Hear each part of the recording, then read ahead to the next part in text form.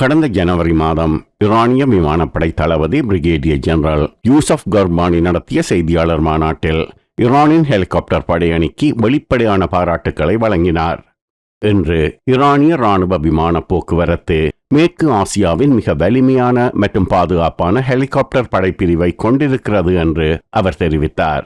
ஆனால் கடந்த வார இறுதியில் ஈரானிய ஜனாதிபதி இப்ராஹிம் ரைசி மற்றும் அவரது வெளியுறவு அமைச்சர் ஆகியோரை கொன்ற விபத்து அவரது கூட்டிலிருந்து ஒரு வித்தியாசமான மாறுபட்ட கதையை கூறுகிறது.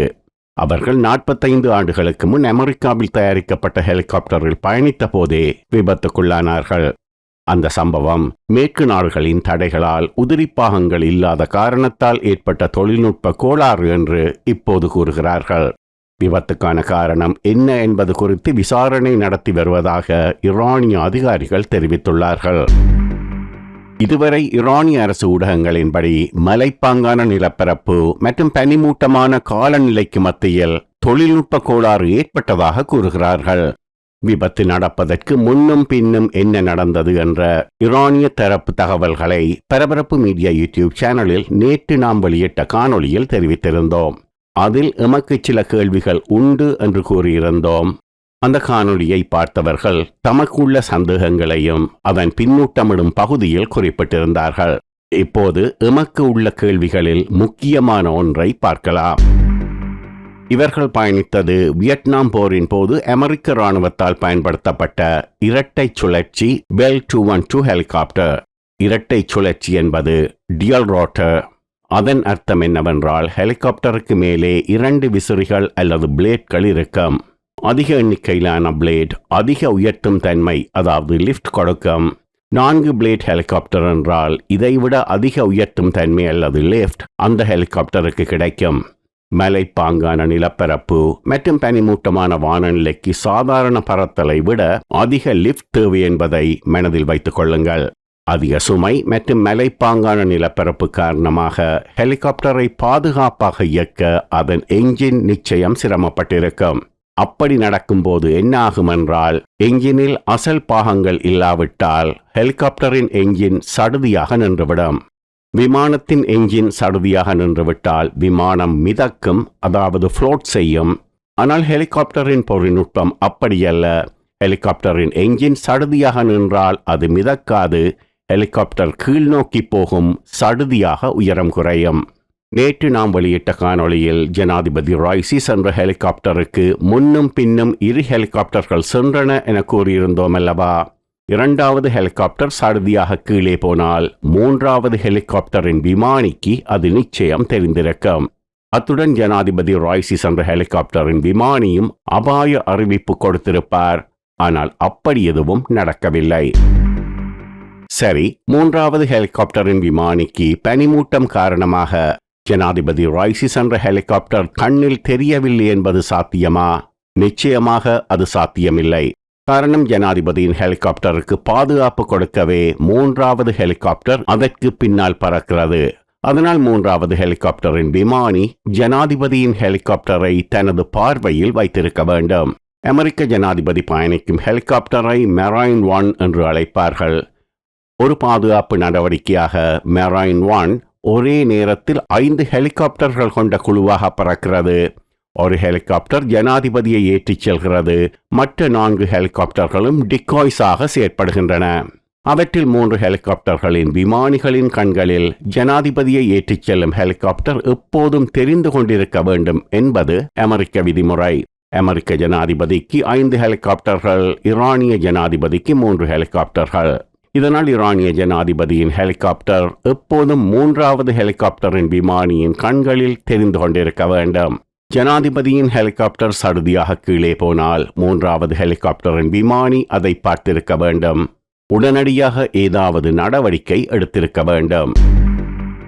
இப்போது அடுத்த விஷயம். ஒரு ஹெலிகாப்டரில் பறப்பது என்பது குதிரைக்கு மேல் ஏறி தட்டிவிட்டோம் ஓடியது என்பது போலல்ல. ஹெலிகாப்டர் பறத்தலுக்கு விதிமுறைகள் உள்ளன. ஹெலிகாப்டர்களில் 2 வகை பறத்தல் விதிமுறைகள் உள்ளன. ஒன்று VFR, மற்றது IFR. VFR என்பது விஷுவல் ஃப்ளைட் ரூல்ஸ், IFR என்பது இன்ஸ்ட்ருமெண்ட் ஃப்ளைட் ரூல்ஸ். தமிழில் கூறினால் VFR காட்சி விமான விதிகள், IFR கருவி விமான விதிகள். பெல் 212 ஹெலிகாப்டர் VFR என்ற பிரிவின் கீழ் வருகிறது. VFR அல்லது காட்சி விமான விதிகள் என்பதன் அர்த்தம் விமானி கண்களால் பார்த்துத்தான் ஹெலிகாப்டரை செலுத்த முடியும். இது கிட்டத்தட்ட நாம் கார் செலுத்துவது போல. எதிரே என்ன தெரிகிறது என்று பார்த்துத்தான் காரை செலுத்த முடியும். இல்லாவிட்டால் எதிரே ஏதோ ஒன்றுடன் மோதிவிடலாம். 1970களில் தயாரிக்கப்பட்ட பெல் 212 ஹெலிகாப்டர் அப்படியான பழைய தொழில்நுட்பம் VFR ஹெலிகாப்டர். நவீன IFR கருமி விமான விதிகள் ஹெலிகாப்டரில் விமானிகள் கருவிகளை பார்த்தே ஹெலிகாப்டர்களை செலுத்தலாம். எதிரே என்ன இருக்கிறது என்பதை ரேடார் காட்டிவிடும். ஆனால் பெல் 212 ஹெலிகாப்டரில் அப்படியான கருவிகள் ஏதும் கிடையாது. சரி, இரண்டாவது ஹெலிகாப்டருக்கும் மூன்றாவது ஹெலிகாப்டருக்கும் இடையே எவ்வளவு தூரம் இருக்கலாம்? அதற்கும் விதிமுறை உள்ளது. VFR ஹெலிகாப்டரை இயக்கும் விமானியின் பார்வைத்திறன், அதாவது விசிபிலிட்டி தொடர்புள்ள விஷயம் அது. நவீன விமானங்களில் 0 விசிபிலிட்டியுடன் கருவிகள் மூலம் விமானங்களை இயக்க முடியும். ஆனால் ஹெலிகாப்டர்களை அப்படி இயக்க முடியாது. ஜனாதிபதியை ஏற்றிச் சென்ற பெல் 212 ஹெலிகாப்டர் சென்ற வான் பகுதியை கிளாஸ் எக்கோ அல்லது ஏர்ஸ்பேஸ் என்று அழைப்பார்கள். அதாவது கண்ட்ரோல்டு ஏர்ஸ்பேஸ். மலைப்பகுதி என்றாலும் தரை கட்டுப்பாட்டு மையத்தின் கட்டுப்பாட்டுக்குள் வருவதே கண்ட்ரோல்டு ஏர்ஸ்பேஸ். சர்வதேச பறத்தல் விதியின்படி கிளாஸ் எக்கோ ஏர்ஸ்பேஸில் ஒரு VFR ஹெலிகாப்டரை இயக்கும் விமானியின் பார்வைத்திறன், அதாவது விசிபிலிட்டி, அரை SM ஆக இருக்க வேண்டும். SM என்பது ஸ்டாட்யூட் மைல். ஒரு ஸ்டாட்யூட் மைல் 5280 அடி அல்லது கிட்டத்தட்ட 1609 மீட்டர். அரை SM என்றால் 2640 அடி. அது கிட்டத்தட்ட 805 மீட்டர். அவ்வளவு தொலைவுக்கு ஹெலிகாப்டர் விமானியால் பார்க்க முடிந்தால்தான் ஹெலிகாப்டரை இயக்க முடியும். அதை வேறு விதமாக சொன்னால், மூன்றாவது ஹெலிகாப்டரிலிருந்து இரண்டாவது ஹெலிகாப்டர் 805 மீட்டரை விட குறைந்த தூரத்தில் பறந்திருக்க வேண்டும். அவ்வளவு குறைந்த தூரத்தில் பறந்த ஹெலிகாப்டர் திடீரென மாயமாகிவிட்டது என்று ஈரானியர்கள் கூறினால் அது என்ன மாயாஜாலமா?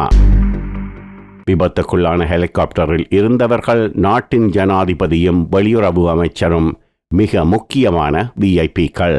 அதனால் விதிமுறையின்படி பறந்திருப்பார்கள் என்று எதிர்பார்க்கலாம். விதிமுறையை பின்பற்றவில்லை என்றால் ஈரானில் ஜனாதிபதிக்கே பாதுகாப்பு இல்லை என்று அர்த்தமாகிறது. விதிமுறையை பின்பற்றியிருந்தால் மூன்றாவது ஹெலிகாப்டரை செலுத்திய விமானியை பிடித்து 4 தட்டு தட்டி விசாரித்தால் என்ன நடந்தது என்று கக்கிவிடுவார்.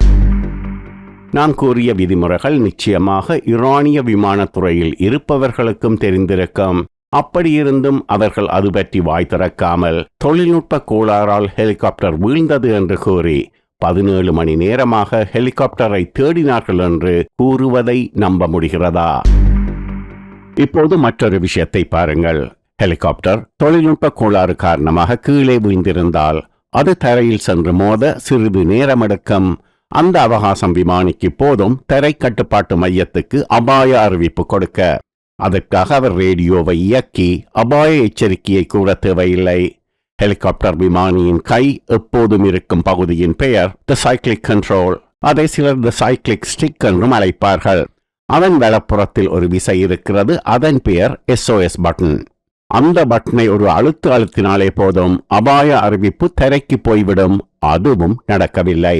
அதன் அர்த்தம் என்ன? இவர்கள் கூறுவது போல தொழில்நுட்ப கோளாறு காரணமாக ஹெலிகாப்டர் கீழே போனால் விமானிக்கு ஓரிரு வினாடிகள் கூட கால அவகாசம் கிடைக்கவில்லை. அதற்கு 2 காரணங்கள் மட்டுமே இருக்கலாம். ஒன்று, விமானி மயக்க நிலையில் இருந்திருக்க வேண்டும். இரண்டாவது, ஹெலிகாப்டர் வானில் வெடித்திருக்க வேண்டும். அந்த 2 சந்தர்ப்பங்களிலும் விமானிக்கு SOS பட்டனை அழுத்த அவகாசம் கிடைத்திருக்காது. ஈரானிய இராணுவத்தின் இஸ்லாமிய புரட்சிகர காவலர் படைப்பிரிவு இந்த விபத்து பற்றி கொடுத்த விளக்கம் ஹெலிகாப்டர் தொழில்நுட்ப கோளாறு காரணமாக தரையில் மோதி வெடித்தது என்பதுதான். அப்படி நடந்திருந்தால் விமானிக்கு SOS பட்டனை அழுத்த அவகாசம் கிடைத்திருக்கும். விபத்தின் பின் எடுக்கப்பட்ட புகைப்படங்கள் ஹெலிகாப்டர் வெடித்து எரிந்திருப்பதை காட்டுகிறது. ஹெலிகாப்டர் நிச்சயமாக எங்கோ ஒரு இடத்தில் வெடித்திருக்க வேண்டும். வானில் வெடித்திருந்தால் அது சும்மா வெடித்திருக்க முடியாது. வெடிப்பொருள் தேவை. அதை யாரோ வைத்திருக்க வேண்டும். அது ஒரு சாத்தியம்தான். அதேபோல விமானி மயக்கமடைந்திருப்பதும் ஒரு சாத்தியம்தான். கடந்த காலத்தில் இஸ்ரேலிய உளவுத்துறை மொசாட்டால் ஈரானுக்குள் பல ரகசிய ஆபரேஷன்களை வெற்றிகரமாக செய்ய முடிந்துள்ளது. அதிபாதுகாப்பு கொண்ட ஈரானிய அணு ஆலைக்குள் கூட ஒரு வெடிப்பை ஏற்படுத்தியவர்கள் அவர்கள். அல்லது ஈரானிய அரசில் அதிசெல்வாக்கு அல்லது உச்ச செல்வாக்கு உள்ள ஒருவராலும் எவ்வளவு பாதுகாப்பான இடத்திலும் ஒரு வெடிப்பை ஏற்படுத்த முடியும். எப்படி நடந்திருந்தாலும் அது நிச்சயமாக ஈரானியர்களுக்கு தெரிந்திருக்கும். அவர்கள் அதை அவமானம் கருதி வெளியே சொல்லாதிருக்கலாம், அல்லது அதிகாரம் இருப்பதால் வெளியே சொல்லாதிருக்கலாம். இந்த விபத்து தொடர்பாக ஒரு உண்மையான விசாரணை நடப்பது சந்தேகமே. இப்ராஹிம் ரைசி தலைமை நீதிபதியாக இருந்தபோது ஆயிரக்கணக்கான பொதுமக்களுக்கு விசாரணையின்றி மரண தண்டனை கொடுத்தவர் என்ற குற்றச்சாட்டு உண்டு. இப்போது அவருக்கு ஏற்பட்ட விபத்தும் விசாரணை இல்லாமல் முடிந்து போகலாம்.